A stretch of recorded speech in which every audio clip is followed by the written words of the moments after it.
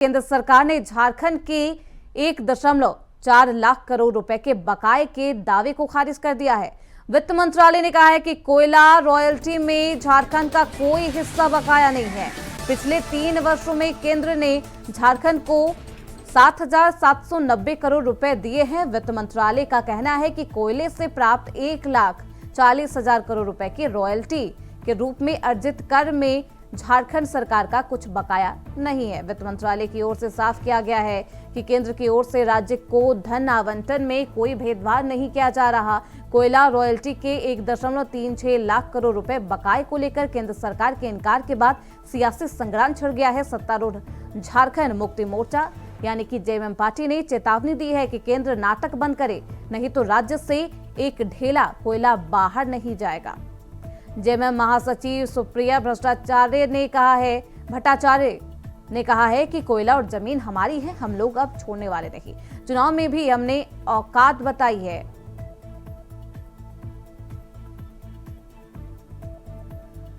तो इस खबर पर ज्यादा जानकारी के साथ हमारे सहयोगी अजय पांडे रांची से हमारे साथ जुड़ चुके हैं। अजय, कोयला रॉयल्टी को लेकर यह संग्राम छिड़ गया है, क्या कुछ कहना है वित्त मंत्रालय का? कि एक बार फिर कह सकते हैं कि विधानसभा चुनाव के बाद जो है केंद्र सरकार के बकाया को लेकर, रॉयल्टी बकाया को लेकर के झारखंड में सियासी घमासान है। जिस प्रकार से आपने देखा होगा कि विधानसभा के चुनाव के आने के बाद मुख्यमंत्री हेमंत सोरेन की पहली कैबिनेट में केंद्र के बकाये के रुपये को लेकर के कानूनी कार्रवाई के लिए और अपने अधिकारियों को निर्देश दिया। और वैसे में राज्य की कई ऐसी योजनाएं हैं जो बड़ी मात्रा में धन और यानी कह सकते रेवेन्यू की जरूरत है। और वैसे में केंद्र सरकार जो कल जिस प्रकार से उन्होंने केंद्र को बकाया को लेकर जो चिट्ठी लिखी गई थी वित्त मंत्रालय द्वारा, और वो में केंद्र सरकार ने एक चिट्ठी से निकाला और कहा कि राज्य को कोई ऐसे बकाया नहीं, और इसके लेकर के राज्य में घमासान छिड़ा हुआ है। और साफ तरीके से झारखंड मुक्ति मोर्चा ने ये चेतावनी दी है कि अब राज्य में जो खनिज संपदाओं का राज्य है, और ऐसे में अगर केंद्र बकाया राज्य का नहीं देगा और वैसे में हम राज्य में कोयला जाने नहीं देगा, अन्य खनिज पदार्थों को भी किसी दूसरे राज्य को नहीं दे देगा।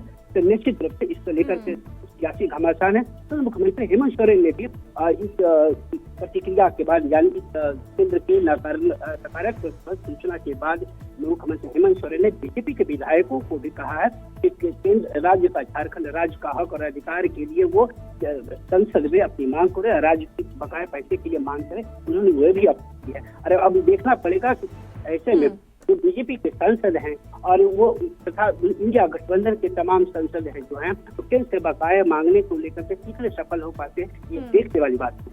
बिल्कुल, ऐसे में ये घमासान एक अलग ही मोड़ पे चला गया है। लेकिन सवाल यही है अजय कि केंद्र सरकार ने झारखंड के ऊपर बकाये को लेकर जो दावा किया है, उस दावे को झारखंड सरकार तो खारिज कर रही है, लेकिन दावा क्या कुछ किया गया है केंद्र सरकार की तरफ से? क्या कुछ सबूत पेश किए गए? देखिए, जिस प्रकार से जो मंत्रालय द्वारा केंद्र के बकाये को लेकर जो चिट्ठी जारी की गई थी, वैसे में केंद्र ने साफ तरीके से कहा है कि 77,100 करोड़ रुपये मैंने राज्य को विभिन्न हिस्सों में राज्य को दिया है। और वैसे में जो बकाये की बात जो की जा रही है, जो कर की बात, जो रॉयल्टी की जो बात की जा रही है, वो किसी भी प्रकार से केंद्र सरकार पर बकाया नहीं है। हालांकि देखिए, राज्य सरकार ने साफ तरीके से कहा है कि जो रॉयल्टी और कर के मामले में राज्य केंद्र पर लगभग 140 लाख करोड़ रुपये की बकाया का उन्होंने दावा किया।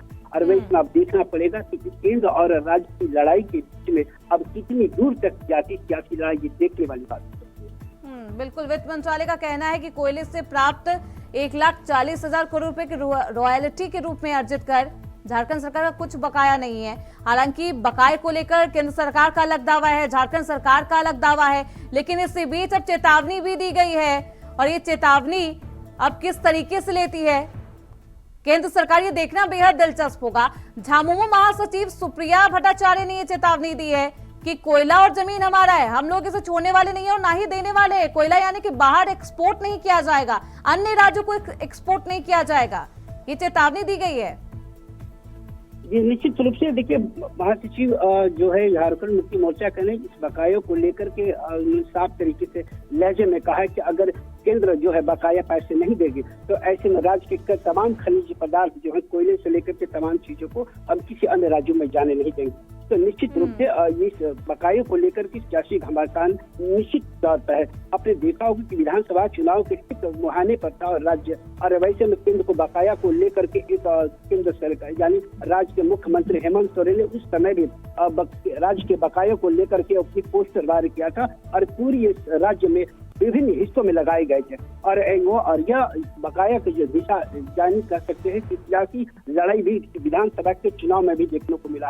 अब ये विधानसभा राज्य चुनाव संपन्न होने के बाद तुरंत मुख्यमंत्री ने जिस प्रकार केंद्र के बकायों को लेकर के मुखर आवाज की है और जिस प्रकार से झारखंड मुक्ति मोर्चा का जिस तीखा हमला है, वैसे में अब देखना पड़ेगा कि राज्य केंद्र सरकार जो है अब इस मामले को किस तरीके से लेती है या नहीं लेती है, देखने वाली बात होती है। बिल्कुल, इसका असर क्या कुछ होता है देखना बेहद दिलचस्प होगा। बहुत शुक्रिया अजय आपका इन तमाम जानकारी।